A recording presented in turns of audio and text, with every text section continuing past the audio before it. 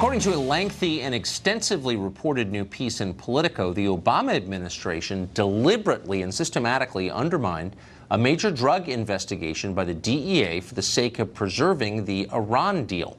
The report describes how the DEA unraveled a billion-dollar cocaine and weapons smuggling ring organized by Hezbollah. That is, of course, a Lebanese Islamic group supported by the Iranian government. But instead of helping to bring down the ring, the DEA was blocked by the Justice Department and the State Department, both of which refused to press charges or help make arrests. The apparent goal of all of this? Improving relations with Iran preparatory to the deal. Peter Brooks is a senior fellow for national security affairs at the Heritage Foundation in Washington, and he joins us tonight. Peter, thanks for coming on. Good to be with you.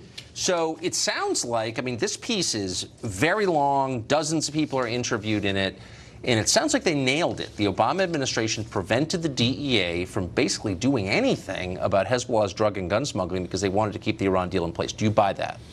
It's certainly possible. In fact, it fits thematically into the Obama administration's general way of dealing with threats, and that is if we're nice to them, they'll be nice to us. So even though we had Iran in a terrible position with the sanctions, they let them off on a number of ways on the nuclear deal, which is the same sort of thing. There were side deals. They remain a threshold nuclear state. We don't get answers on their nuclear program, no visits to their nuclear military sites. So this kind of fits along the same line. So I think it's very, very much plausible. And it's very troubling because Hezbollah is one of the world's most powerful terrorist organizations. ISIS, Al-Qaeda, Hezbollah has American blood on its hands, and I think we should have taken the opportunity to take it apart, because this money that they were using in the drug smuggling ring, drug trafficking ring, was being used for weapons, was being used to support their alliance with Iran. They're an ally of the Syrian regime of Assad. So, yeah, this is really troubling if it's actually true. Of course, I want to see you hear the other side as well, but so here's the explosive report. Let me just say, the allegation is, by the way, that in the absence of enforcement, Hezbollah, working with the Zetas, the drug gang in Mexico, smuggled tons of cocaine into the United States and laundered hundreds of millions of dollars in cash. Here's the other side. This is an Obama administration official on background. Quote, "The world is a lot more complicated than viewed through the narrow lens of drug trafficking. You're not going to let the CIA rule the roost, but you're also not going to let the DEA do it either." Their point is, look, there's a lot of stuff going on here, and DEA's priorities weren't at the top of the list, but America got something out of this anyway in the end. Do you buy that? A bad nuclear deal. That's what we got in the end, really, when you get down to the bottom line. It's possible. And that's why I think we need to hear the other side of the story. They're going to put a different case out there saying that there were other things we needed to think about to get Iran to the negotiating table, and we had to look aside of this. But my concerns is about Hezbollah. Like I said, this is one of the world's most powerful terrorist organizations, has American blood on its hands.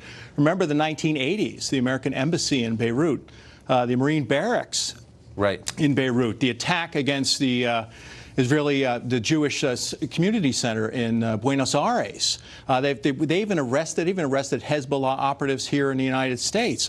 This is a group that works hand in gloves with the Iranians. They're involved in Syria today. So I think it would have been more appropriate, if this story is true, to take apart this organization, because they are a danger to us, our allies, and friends and partners around the world. So here's Catherine Bauer. She was a Treasury official in the Obama administration. This is written testimony to the House last February, and I'm quoting, "Under the Obama administration, these Hezbollah-related investigations were tamped down for fear of rocking the boat with Iran and jeopardizing the nuclear deal." It sounds like it was an all-hands-on-deck situation where everything was subordinate to getting this deal. Why was the Obama administration so focused on getting the Iran deal? Well, they thought it was very important. We all thought it was very important. Like I said, we didn't get a good deal, but we also thought that stopping Iran from moving forward with its nuclear weapons program was critically important. So I think that's what they would argue, and I think they should have an opportunity to do that. This also may be something that Congress wants to look into. This is a very explosive report and should be very concerning as we go forward in terms of our dealings with Iran. Thankfully, it appears to me that the Trump administration is taking a very different view on this and putting more pressure on Iran and countering them wherever they can. If you counter Hezbollah, you counter Iran. And I don't think we're in a better place today with Iran than we were previously. I think things have actually gotten worse, considering what they've done in Syria, the Shiite crescent they're creating, the instability in Lebanon, what they're doing in Yemen, what they're doing in Iraq, Afghanistan. So I think we should take every opportunity we can to counter anybody who is an ally Well, especially of Iran. Dumping drugs. If more than 60,000 Americans died of drug ODs last year, it's not a small thing to know that your government wasn't doing anything to keep illegal drugs out of your country. Yeah, I think that's critically important. They were also being sent around the world, too. They were being around to Europe as well. It wasn't just the United States. But there's also this terrorism angle that I don't want to overlook. Yeah. No, I agree with that. Peter Brooks, thank you. Thank you.